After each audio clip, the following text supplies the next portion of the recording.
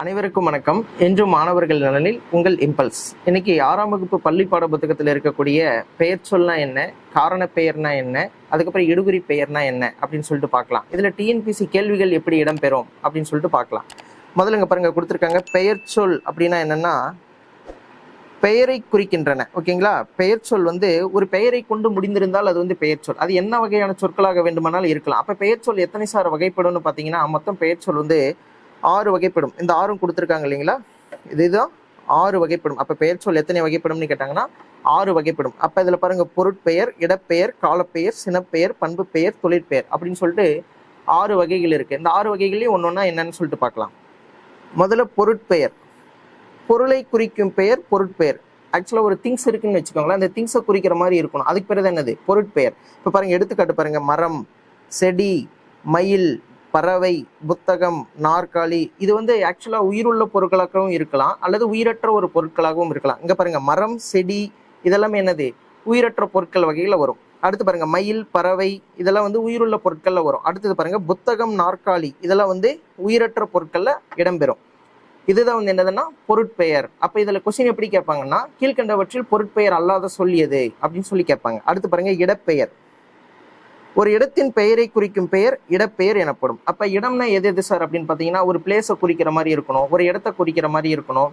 அப்புறம் பாத்தீங்கன்னா ஒரு ஸ்பெசிபிக்கா ஒரு இடத்த சொல்லுச்சுன்னா அதுக்கு பேர் என்னது? இடப்பெயர். இங்க பாருங்க சென்னை அப்படின்றது ஒரு இடம், அதே மாதிரி பள்ளி அப்படின்றது ஒரு இடம், அடுத்தது பூங்கா அப்படின்றது ஒரு இடம், தெரு அப்படின்றதும் ஒரு இடம் தான். அப்ப இடப்பெயர்னா என்னன்னு சொல்லிட்டு பார்த்துட்டோம். அடுத்து பாருங்க காலப்பெயர். அது என்ன சார் காலப்பெயர் அப்படின்னு பாத்தீங்கன்னா அது ஒரு காலத்தை குறிக்கணும், ஒரு மாதத்தை குறிக்கணும், ஒரு ஆண்டை குறிக்கணும், ஒரு எது வேணாலும் குறிக்கலாம். ஓகேங்களா? அப்ப இதுதான் என்னது? காலப்பெயர். இங்க பாருங்க நிமிடம், நாள், வாரம், சித்திரை, ஆண்டு இதெல்லாமே என்னதான்? காலப்பெயர் தான்.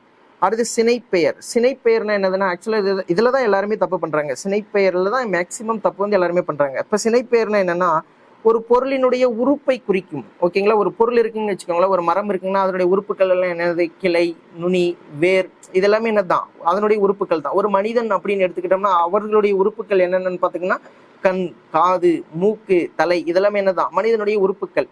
அப்போ ஒரு பொருள் இருக்கு அப்படின்னா அதனுடைய உறுப்புகளை மட்டும் குறிச்சு அதுக்கு பேர் என்னதான்? சினைப்பெயர். இப்ப கண், கை, இலை, கிளை இதெல்லாமே என்னதான்? சினைப்பெயர் தான்.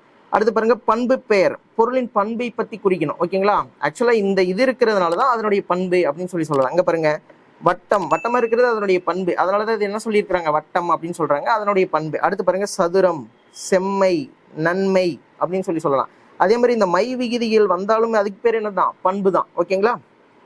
அடுத்து தொழிற்பெயர்.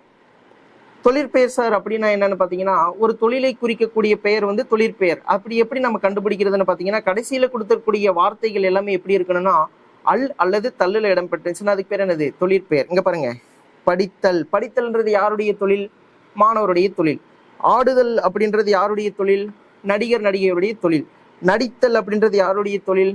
நடிகர் நடிகருடைய தொழில். ஓகேங்களா? அதே மாதிரி கற்பித்தல் யாருடைய தொழில்? ஆசிரியருடைய தொழில். ஓகேங்களா? அடுத்து பாருங்க இதையத்தான் இங்கேயும் கொடுத்துருப்பாங்க. காவியா புத்தகம் படித்தல். அப்ப புத்தகம்ன்றது என்னது? ஒரு பொருளை குறிக்கிறதுனால பொருட்பெயர். அடுத்து பாருங்க காவியா பள்ளிக்கு சென்றால். பள்ளி என்பது ஒரு இடத்தை குறிக்கிறதுனால இடப்பெயர்.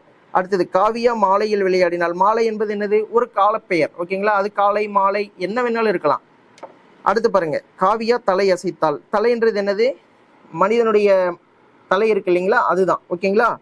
அப்ப அது சினப்பெயர். ஏன்னா மனிதனுடைய உறுப்புகள், விலங்கினுடைய உறுப்புகள், மரத்தினுடைய உறுப்புகள் எதை கொடுத்தாலும் அதுக்கு பேர் என்னதான்? சினைப்பெயர் தான். அடுத்து பாருங்க காவியா இனிமையாக பேசுவாள். நம்ம என்ன சொல்லிட்டு இல்லைங்களா? மை விகுதிகள் வந்தாவே அதுக்கு பேர் என்னதான்? பண்பு பெயர் தான். அடுத்து பாருங்க காவியாவுக்கு நடனம் ஆடுதல். எப்பயுமே ஒரு தொழிற்பெயர்னா அல் அல்லது தல் என்ற வார்த்தையை கொண்டு 99% முடிஞ்சிருக்கும். ஓகேங்களா?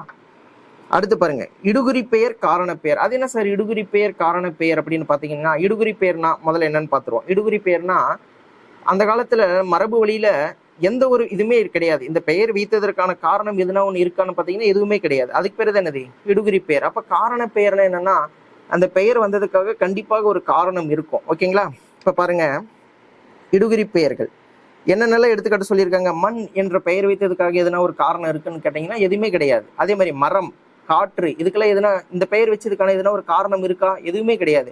அப்போ பொத்தம் பொதுவா ஒரு பெயர் வச்சிருக்காங்க, எந்த ஒரு காரணமுமே அதுக்கு கிடையாது அப்படின்னா அதுக்கு என்ன பெயர்? இடுகுறி பெயர்.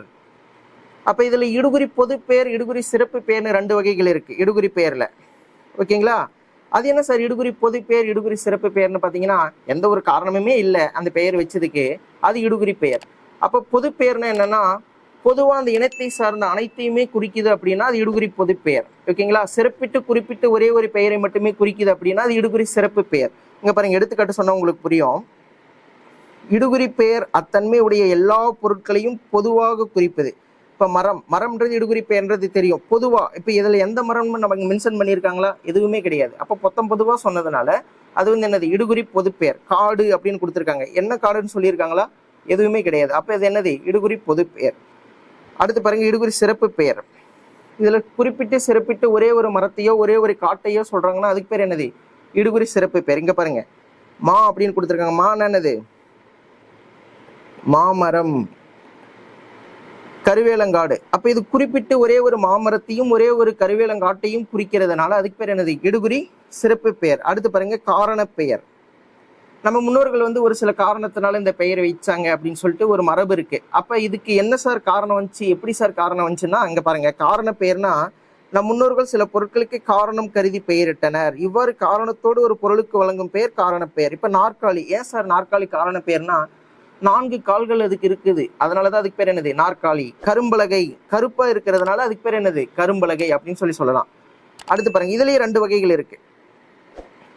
காரண பொது பெயர், காரண சிறப்பு பெயர்னு 2 இருக்கு. ஓகேங்களா?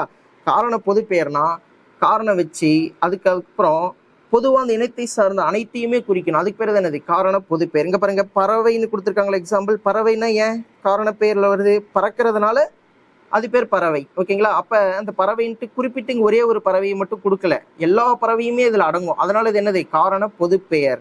அடுத்து பாருங்க, அணி. அணின்னா தெளிவா எழுதிக்கோங்க, அணிகலன். ஓகேங்களா? நம்ம உடம்புல ஒரு சில பொருட்கள் எல்லாம் அணிவோம். என்னென்ன அணிவோம்?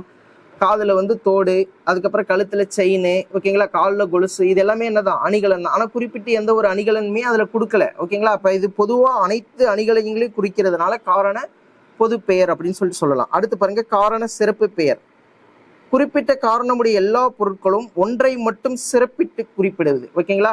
இங்க பாருங்க, முன்ன நம்ம அணின்னு பார்த்தோம், இங்க வளையல்னு கொடுத்துருக்காங்க. அணின்றது எல்லா பொது பெயர் எல்லாத்தையுமே குறிக்கிறதுனால அது பொது பெயர். வளையல் அப்படின்றது கையில மட்டும்தான் அணிவோம், அதனால இது என்னது? காரண சிறப்பு பெயர். அடுத்து பாருங்க, பறவை அப்படின்றது காரண பொது பெயர். அங்க எல்லா விதமான பறவைகளையும் அதுல குறிச்சது. அடுத்தது இதுல குறிப்பிட்டு சிறப்பிட்டு ஒரே ஒரு பறவையை மட்டும் மரங்கொத்தி அப்படின்னு கொடுத்துருக்காங்க. அப்ப இதுக்கு பேர் என்னது? காரண சிறப்பு பெயர் அப்படின்னு சொல்லிட்டு நம்ம தெளிவா முடிவுக்கு வந்துடலாம். இங்க பாருங்க, இப்ப எல்லாமே பார்த்துட்டோம். இதுல புக் பேக் ஆன்சர்ஸ் ஒரு சில கொஸ்டினுக்கு கொடுத்துருக்காங்க, அது என்னன்னு சொல்லிட்டு ஆன்சர் பார்க்கலாம். இடுகுறி பெயரை வட்டமிடுக. இடுகுறி பெயர்னா என்னது? எந்த ஒரு காரணமுமே கருதாம வச்ச பேர் தான் இடுகுறி பெயர். அப்ப இதுல எது சார் இடுகுறி பெயர்னா? பறவை வருமா அப்படின்னு கேட்டா பறக்கிறதுனால அது பறவை, அப்ப அது காரண பெயர், அப்ப வராது. முக்காலி வருமா? 3 கால்கள் இருக்கிறதுனால அது முக்காலின்னு சொல்றோம், அப்ப முக்காலி வராது. அடுத்து பாருங்க, மரங்கொத்தி. பறவைன்றது காரண பொது பெயர்னா மரங்கொத்தி அப்படின்றது காரண சிறப்பு பெயர்ல வந்துடும். ஓகேங்களா? அப்ப எது ஆன்சர்னா மண் அப்படின்றது தான் இடுகுறி பெயர். அடுத்து பாருங்க, காரண பெயரை வட்டமிடுக. மரம்ன்றது காரண பெயர்ல வராது, சுவரும் காரண பெயர்ல வராது, யானையும் காரண பெயர்ல வராது. அப்ப எது சார்? ஏன் சார் வளையல் காரண பெயர்னா வளைஞ்சிருக்கிறதுனால அது வளையல், அப்ப என்னது? காரண பெயர்னா வளையல் தான். அடுத்தது இடுகுறி சிறப்பு பெயர். இடுகுறி சிறப்பு பெயர்னா என்னன்னா, எந்த ஒரு காரணமுமே கருதாம ஒரு பெயர் வச்சிருந்தாங்கன்னா அதுக்கு பேர் இடுகுறி பெயர். அப்ப சிறப்பு பெயர்னா குறிப்பிட்டு சிறப்பிட்டு ஒரே ஒரு இனத்தை மட்டுமே குறிக்கணும். இப்ப வயல் வருமானு கேட்டீங்கன்னா வராது. அடுத்து பாருங்க, மரம் அப்படின்றது இடுகுறி பெயர்னா அதுல குறிப்பிட்டு ஒரே ஒரு மரத்தை மட்டும் கொடுத்துருக்காங்க, வாழை மரம். அப்ப இதுதான் என்னது? இடுகுறி சிறப்பு பெயர். அனைவருக்கும் நன்றி.